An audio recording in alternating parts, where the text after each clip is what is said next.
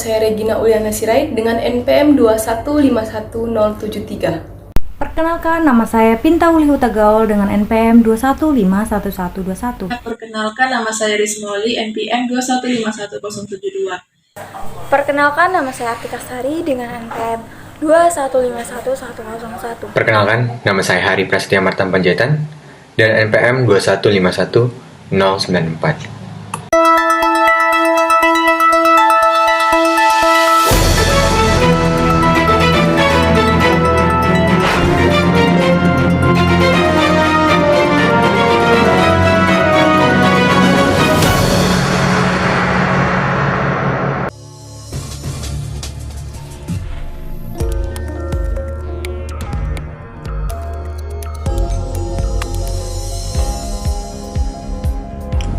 Halo, selamat siang saudara.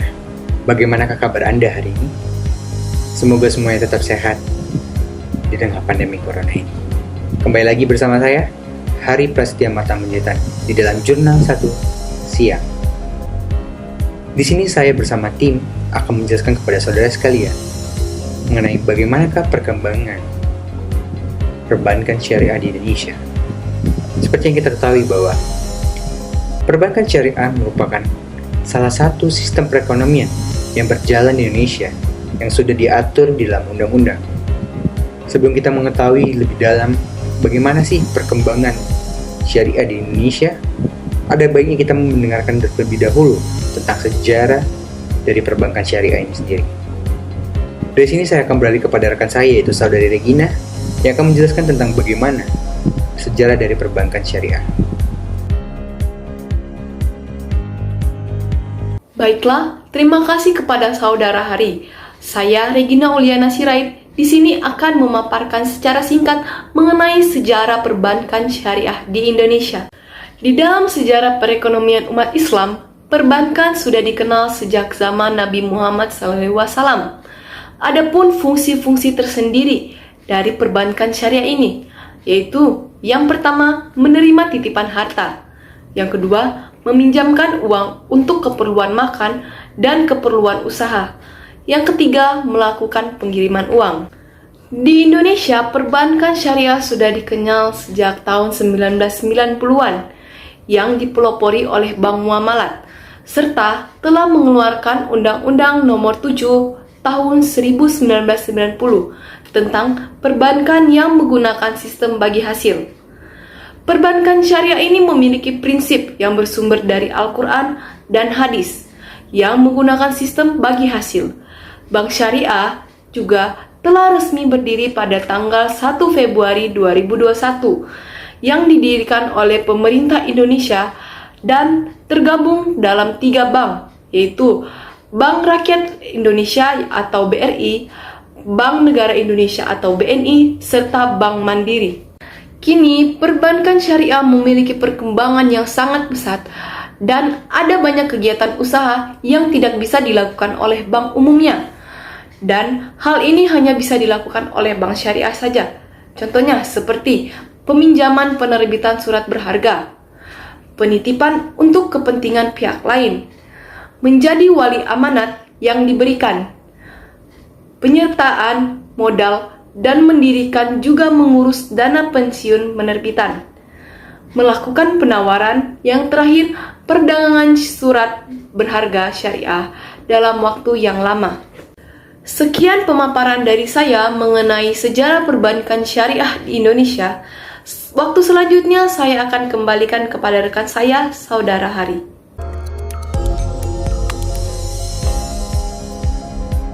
Baiklah, terima kasih saudari Regina. Dari penjelasan sejarah tersebut, dapat kita ketahui bahwa perbankan syariah telah mengalami perkembangan yang berkaitan erat dengan pengajaran Muslim. Kemudian kita akan masuk ke dalam apa sajakah prinsip perbankan syariah itu, dan bagaimanakah prinsip perbankan syariah menurut kajian Islam yang akan disampaikan oleh rekan saya, yaitu saudari Risma dan saudari Pinta. Di kali ini, saya akan menjelaskan prinsip perbankan syariah. Bank syariah adalah bank yang menghasilkan atau dalam aktivitasnya memberikan dana dalam bentuk berbagi hasil atau menjual beli. Bank syariah memiliki prinsip utama yaitu tidak menggunakan sistem bunga dalam suatu imbalan seperti tidak menggunakan sistem bunga itu karena dalam hukum Islam di bank syariah itu diharamkan menggunakan bunga karena dalam sistem Islam itu haram hukumnya. Karena prinsip utama bank syariah adalah dalam menggunakan sumber Al-Quran dan Al-Hadis. Karena di dalam bank syariah menganut seperti prinsip-prinsip beberapa hasil seperti prinsip membagikan hasil keuntungan dan kerugian, seperti untuk membagikan hasil seperti sedekah. Investasi hanya diberikan kepada orang yang melakukan usaha seperti halnya usaha yang halal dan tidak boleh diberikan kepada usaha yang menjalankan usaha haram seperti contohnya usaha menjualkan minuman keras. Karena di dalam hukum Islam minuman keras adalah minuman yang haram. Islam melarang konsep seperti menggunakan uang dalam menukarkan uang karena uang hanyalah media pertukaran atau dalam hukum Islam uang hanyalah tidak diperkenankan karena di hukum Islam konsepnya tidak komoditas dan tidak sesuai dengan nilai intrinsik.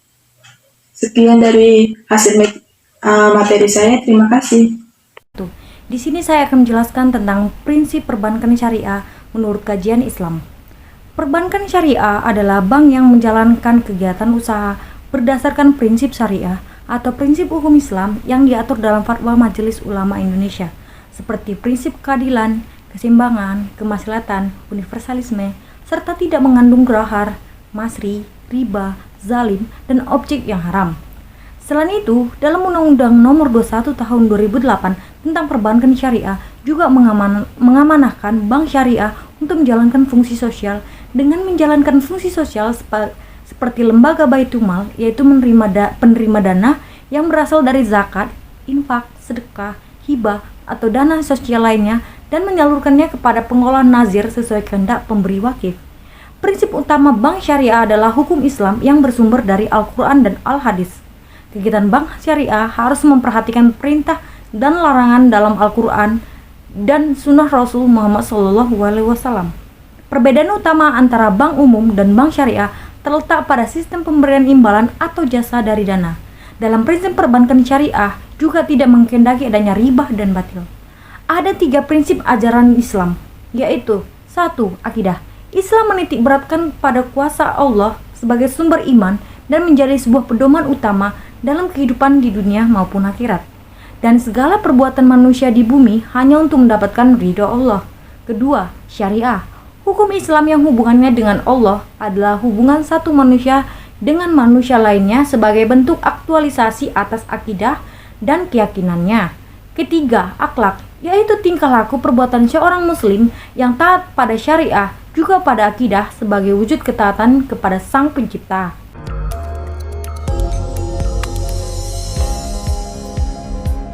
Baiklah, terima kasih Saudari Risma dan Saudari Pintar untuk penjelasannya. Kemudian kita akan masuk ke dalam bagaimanakah perkembangan perbankan syariah di masa yang sekarang. Baiklah, kepada Saudari Tika, saya persilakan. Terima kasih kepada Saudara Hari. Selanjutnya saya akan menjelaskan atau memaparkan tentang perkembangan perbankan syariah pada saat ini, yaitu pada masa pandemi COVID-19. Pandemi menjadi sebuah tantangan bagi industri perbankan, termasuk perbankan syariah. Berbagai sektor terdampak oleh pandemi, termasuk sektor real yang merupakan salah satu fokus segmen perbankan syariah di Indonesia. Akan tetapi, perbankan syariah terkenal dengan ketahanannya terhadap krisis ekonomi. Hal ini bisa dilihat pada saat krisis tahun 1998. Perbankan syariah dapat menjadi satu-satunya bank yang mampu bertahan bahkan berkembang.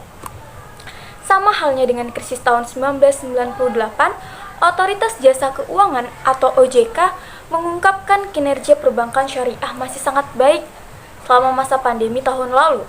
Hal ini bisa dibuktikan berdasarkan data OJK pembiayaan bank syariah naik 8,08% menjadi 394,6 triliun per akhir tahun 2020.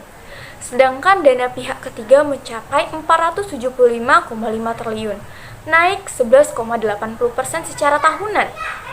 Sedangkan kualitas pembiayaan juga semakin baik dengan rasio pembiayaan bermasalah turun 3 basis poin secara tahun menjadi 3,08%. Rasio kecukupan permodalan berada pada level 21,59% dengan financing to deposits ratio berada pada 82,4% yang menunjukkan kemampuan ekspansi pada tahun ini semakin besar. Selain itu, market share perbankan syariah konsisten mengalami peningkatan dari tahun ke tahun. Jumlah rekening dana pihak ketiga atau DPK mengalami peningkatan 3,15 juta rekening sejak Desember tahun 2019. Pertumbuhan positif juga terjadi pada sisi aset maupun pembiayaan yang disalurkan.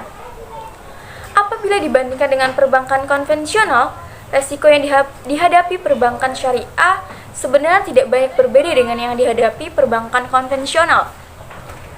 Akan tetapi, perbankan syariah diawasi oleh Dewan Pengawas Syariah atau DPS dalam hal produk dan objek-objek dari pembiayaan sehingga resiko terhadap pembiayaan yang keluar dari prinsip syariah relatif terjaga.